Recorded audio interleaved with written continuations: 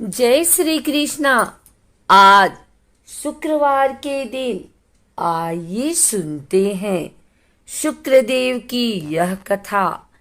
पुराणों के अनुसार ब्रह्मा जी के मानस पुत्र भृगु ऋषि का विवाह प्रजापति दक्ष की कन्या ख्याति से हुआ, जिससे धाता विधाता दो पुत्र व श्री नाम की कन्या का जन्म हुआ। भागवत पुराण के अनुसार भृगु ऋषि के कवि नाम के पुत्र भी हुए, जो कालांतर में शुक्राचार्य नाम से प्रसिद्ध हुए। महर्षि अंगिरा के पुत्र जीव यानी गुरु तथा महर्षि भृगु के पुत्र कवि यानी शुक्र समकालीन थे। यज्ञोपवीत संस्कार के बाद दोनों ऋषियों की सहमति से अंगिरा ने दोनों बालकों की शिक्षा का दायित्व लिया।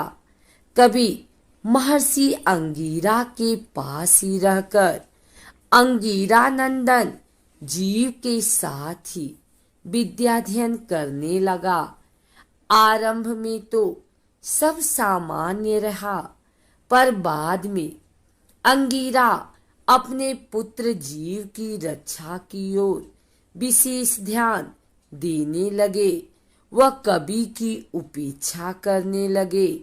कवि ने उस भेदभावपूर्ण व्यवहार को जानकर अंगिरा से अध्ययन के बीच में ही छोड़कर जाने की अनुमति ले ली और गौतम ऋषि के पास पहुँचे। गौतम ऋषि ने कवि की संपूर्ण कथा सुनकर उसे महादेव की शरण में जाने का उपदेश दिया। महर्षि गौतम के उपदेशानुसार कवि ने गोदावरी के तट पर शिव की कठिन आराधना की। स्तुति व आराधना से प्रसन्न होकर महादेव ने कवि को देवों को भी दुर्लभ मृत संजीवनी नामक विद्या प्रदान की तथा कहा कि जिस मृत व्यक्ति पर तुम इसका प्रयोग करोगे वह जीवित हो जाएगा। साथ ही ग्रहत्व प्रदान करते हुए भगवान शिव ने कहा कि आकाश में तुम्हारा तेज सब नक्षत्रों से अधिक होगा।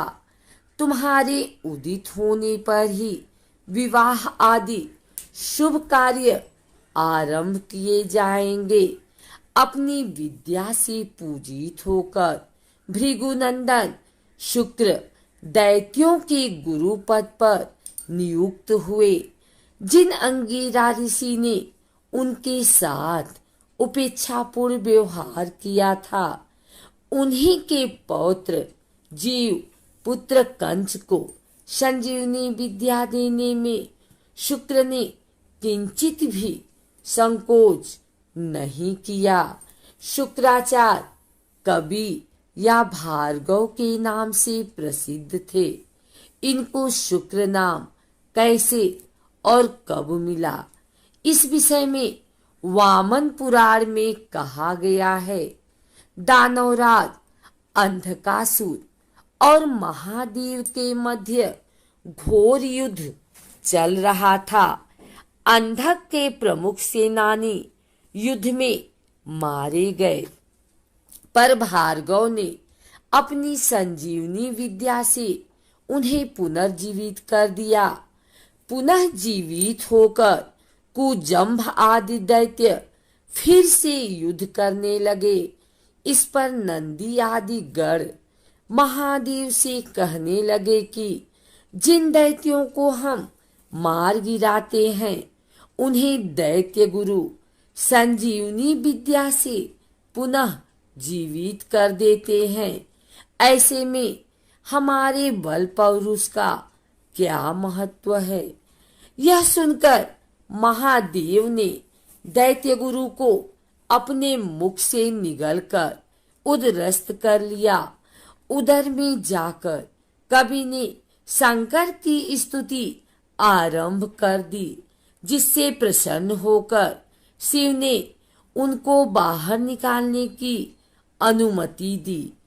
भार्गव श्रेष्ठ एक दिव्य वर्ष तक महादेव के उदर में ही विचरते रहे, पर कोई छोर न मिलने पर पुनः शिव स्तुति करने लगे। बार बार प्रार्थना करने पर भगवान शंकर ने हंसकर कहा कि मेरे उदर में होने के कारण तुम मेरे पुत्र हो गए हो, अतः मेरे शिष्य से बाहर आ जाओ। आज से समस्त चराचर जगत में तुम शुक्र के नाम से ही जाने जाओगे। शुक्रत्व पाकर भार्गव भगवान शंकर के शिष्य से निकल आए और दैत्य सेना की ओर प्रस्थान किए। तब से कवि शुक्राचार्य के नाम से विख्यात हुए। ज्योतिष शास्त्र में शुक्र का कारक भी शुक्र ग्रह को ही माना जाता है। शुक्र के ज्योतिष में खास महत्व के कारण ही कुंडली के आकलन के दौरान इसकी स्थिति पर विशेष ध्यान दिया जाता है। शुक्र का मानव जीवन पर अत्यधिक प्रभाव माना गया है। ऐसे में ज्योतिष के जानकारों का कहना है कि शुक्र ही वह ग्रह है जो यह बताता है कि किस व्यक्ति के जीवन में कितना सुख, प्रेम व संपन्नता आएगी। ज्योतिष के अनुसार शुक्र ग्रह ही व्यक्ति के भौतिक, शारीरिक और वैवाहिक सुखों का आधार है। इस ग्रह को दो राशियों क्रमशः वृषभ और तुला राशि का स्वामित्व प्राप्त है, जबकि यह देवगुरु बृहस्पति की राशि मीन में उच्च माना गया है। वहीं ग्रहों के राजकुमार बुध की राशि कन्या में यह नीच स्थिति में माना जाता है। बुध और शनि ग्रहों से मित्रता रखने वाले शुक्र की सूर्य और चंद्रमा से शत्रुता मानी गई है। ज्योतिष के मुताबिक शुक्र ग्रह का कुंडली के लग्न भाव में होना जातक को रूप रंग से बेहद सुंदर व आकर्षक बताता है। वहीं ऐसा जातक स्वभाव से मृदुभाषी होने के साथ ही कला में रुचि रखता हो। इसके अलावा शुक्र का कुंडली में मजबूत स्थिति में होना जातक के प्रेम व वैवाहिक जीवन को सुखमयी बनाता है।